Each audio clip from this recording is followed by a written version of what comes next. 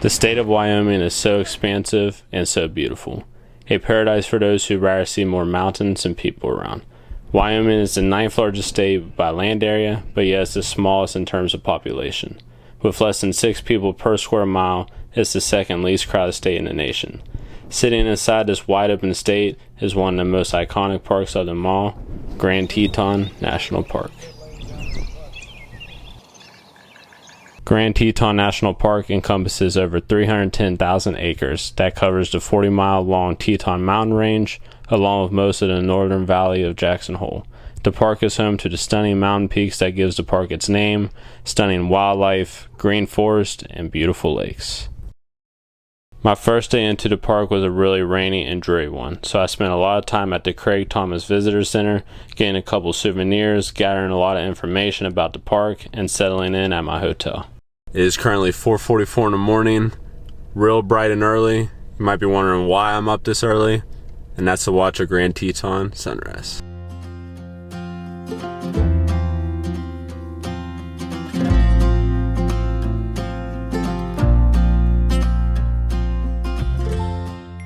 It is like 5:25. There's other people here, so I won't whisper, but the sun's starting to peek out, and the Tetons are as well.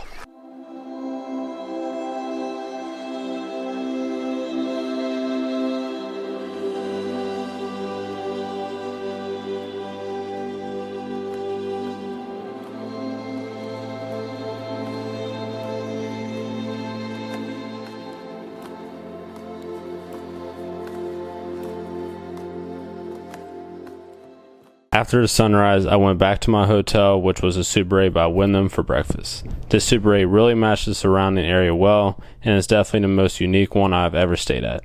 After breakfast, I headed back to the park, and I started my late morning off at the Lupine Meadows trailhead for my hike to Delta Lake, which is a 7.4-mile out and back trail with 2,200 feet of elevation gain, and is considered a challenging hike.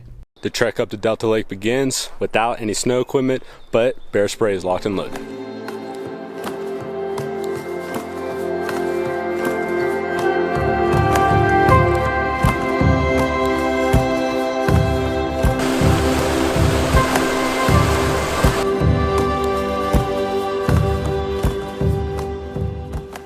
So as soon as the trail started getting deep, hikers on the way down told me that they saw a brown bear and it made them turn around. They did say that it was headed off the trail, looked like, so hopefully it continues off the trail. I'm going to continue up, see what happens. I still got the bear spray just in case, but hopefully we won't have to use it.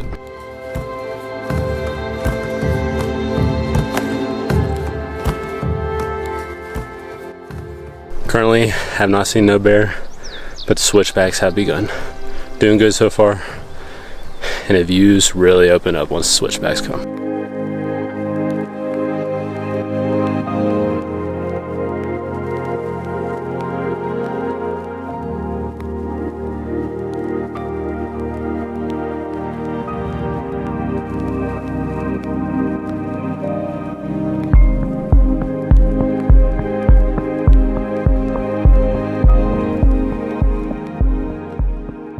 I'm almost there.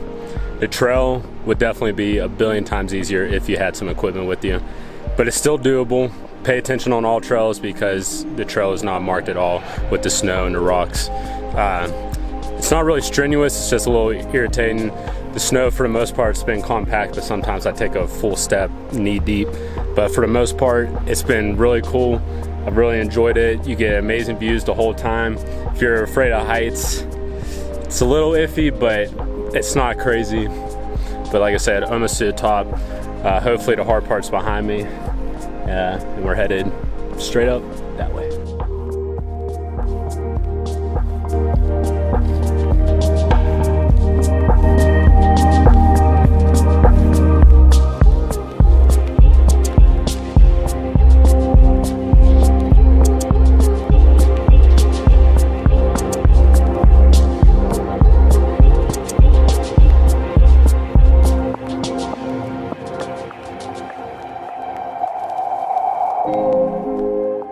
So after 4 miles of hiking, over 2,000 feet of elevation gain, walking through snow, tons of rocks, I'm sitting here at Delta Lake. The views are breathtaking. There's no words to say for it. It takes you a second to realize how worth it the strenuous hike is to get up here just to see this beautiful alpine lake. I'm the only one sitting up here. There was 5 people I've counted before that was on their way down when I made it up, but for the most part, amazing. I walked up in these boots, no poles, and it's doable. It can get very confusing. Without All Trails, I would definitely never made it up here, so big thanks to All Trails. If you're a beginner hiker, I would not do this as your first trail. With the elevation, with the rock scrambling, with walking through tons of snow, you just get really confused, and definitely don't do it without equipment. The next time I probably will bring equipment because it would have made it a billion times easier, and that's not even talking about on the way down. So best hike I've done this year, and definitely one of the best hikes in the United States.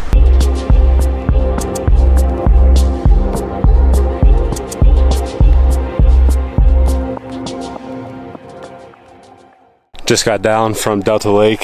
I'm going to try to do Surprise and Amphitheater Lake as well. It's about a couple more miles up. I've heard there's much more snow going up to these elevations a little bit higher, but we're going to try it out and see if we can make it.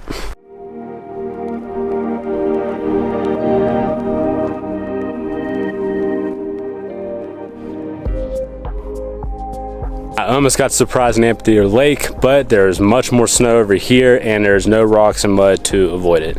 I forgot to bring extra socks. Don't ever do that because now I am walking barefooted, which is disgusting, but my feet was starting to get really cold. My toes were red, so thankfully I had an extra hoodie, not an extra pair of socks. I was able to dry my feet off, and now I'm walking the rest of the trail barefooted. But Surprise and Amphitheater Lake, I will come back and I will get you next time.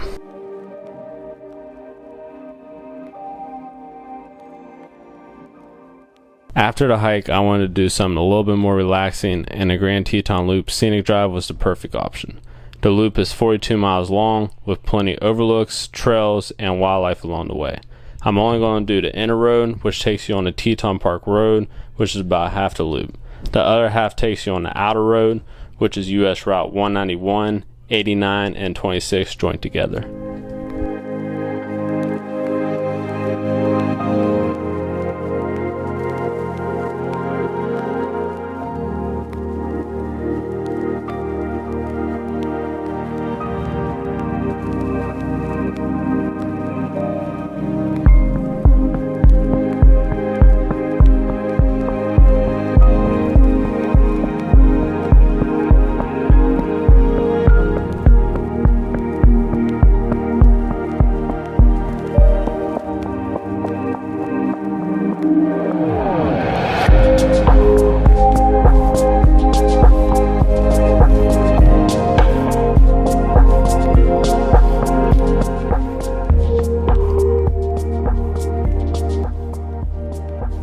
Today I'm going to be doing the Cascade Canyon Trail, which is an Outback style trail with just over 9 miles in length and slightly over 1,100 feet of elevation gain. Before I head down Cascade Canyon, I'm going to visit Hidden Falls and Inspiration Point, which are the beginning of the trail. You can get to these destinations via the shuttle services at Jenny Lake. That will eliminate 2 miles of hiking both ways, or you can just hike those 2 miles, which I did, around the lake. If you choose to take the shuttle, it's $20 round trip or $12 one way for an adult, $12 round trip or $10 one way for a child, or $12 for a senior round trip and free one way. This whole area of the park is extremely popular, so definitely try to get here as early as possible because the parking lot fills up super fast.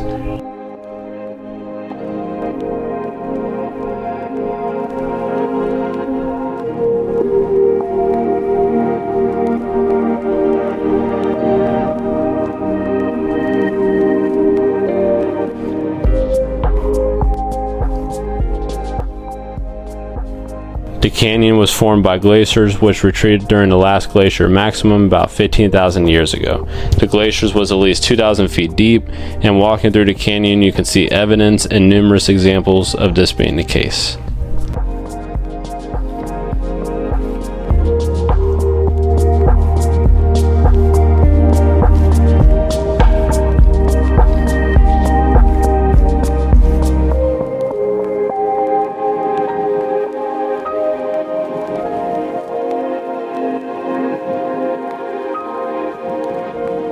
The views literally never end on this trail. The whole time. Views.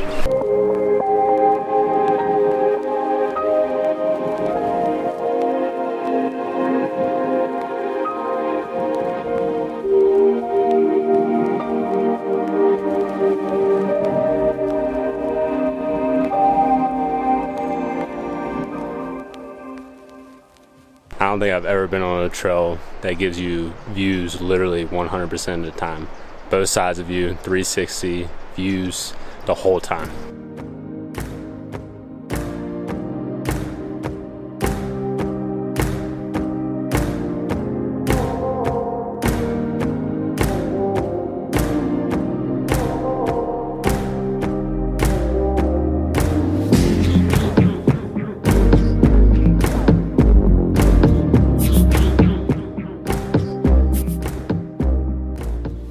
The trail is long, but once you get past Inspiration Point, it's flat the whole time in between the canyon. It's really easy, it's really doable for anybody.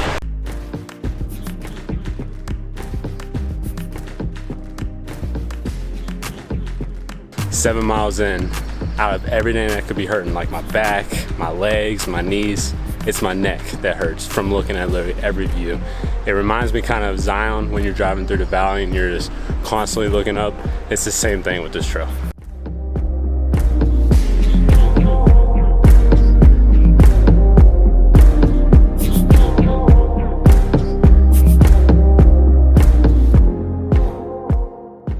Well, at the end of the trail, sat and ate a blueberry, drank some water, and got changed out of my pants because it was getting a little warm.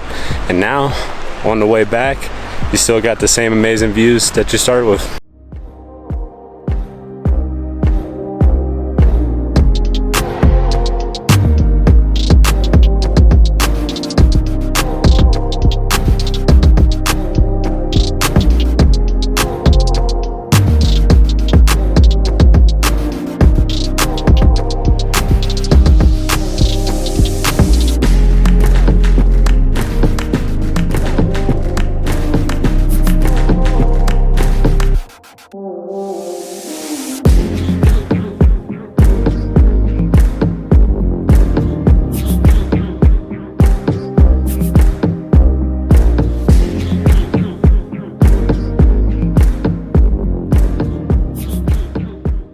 Moore Monroe is home to a formerly known town of Gravant, which was settled in the late 1890s by Mormons from the Salt Lake region.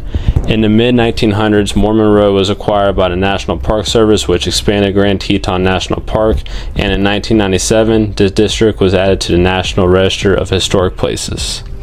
After visiting Moore Monroe, it was time for me to grab something to eat at the amazing hand-fired pizza and take it back to the park to watch a beautiful sunset.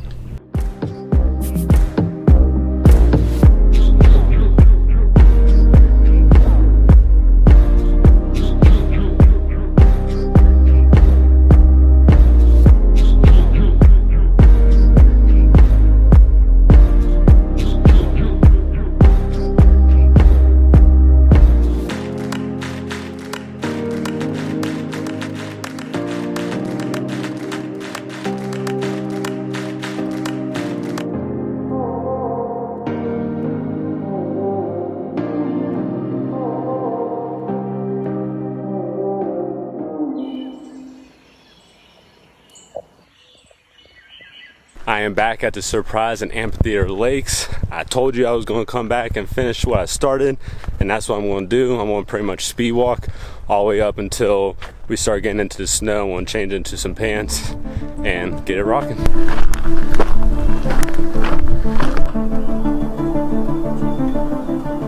Breathing real hard because I'm moving at a pretty good pace, but just want to say, make sure you definitely have bear spray. The number of days I've spent here is lower than the number of bears I've seen. Even though it sucks to spend the money for it, it's good to have it just in case.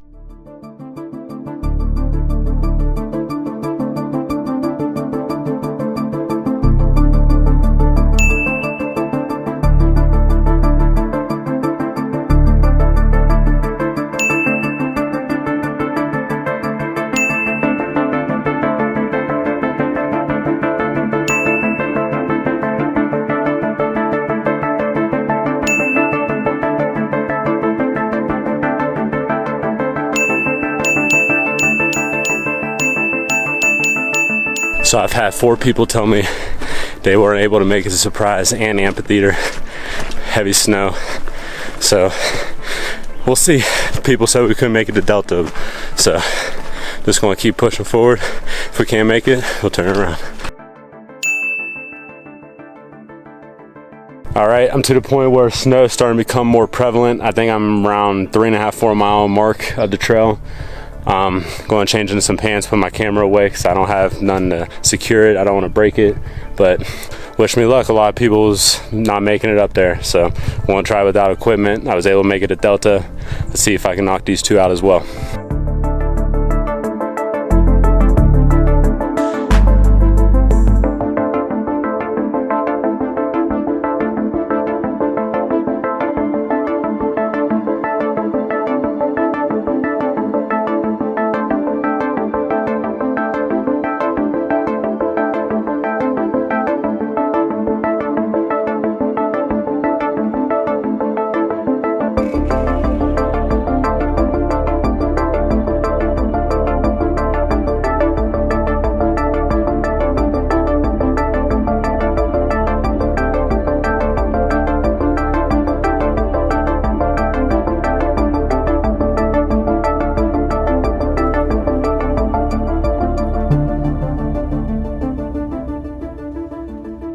After all the uncertainty, I made it to both Surprise and Amphitheater Lake.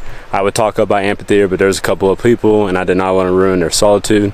But there's no one down here at Surprise, and the views are mind-blowing. Both lakes are still mostly froze over. Amphitheater is a little bit thawed out in the front, but for the most part, gorgeous. The mountain peaks are amazing. You can see Grand Teton up in the distance. I'm just lost for words right now. This park has delivered and more. Any expectation you have of Grand Teton, it takes it to a whole other level.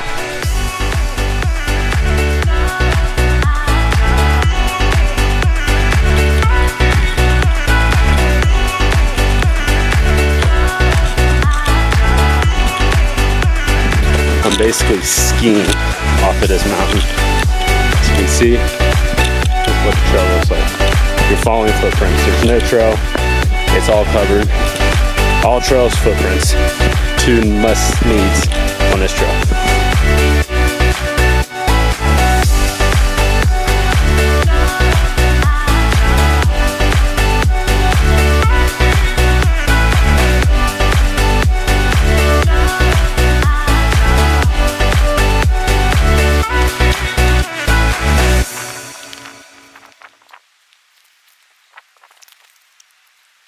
As my time on this trail and time in the park nears an end, I just want to reflect on how amazing this park has truly been for me. The experience has been next level, one of my favorite experiences I've ever had on a trip. From the alpine lakes to driving the scenic drives, from down by the lakes, Mormon Road, everything was top notch. No offense to Jackson, amazing town. I love being there, but every time I was there was seconds I was not spending here. It literally had to take nighttime to get me away from this place, and then yet still had to stargaze and do all that kind of stuff. Park A+. Grand Teton, this place will always have a special place in my heart.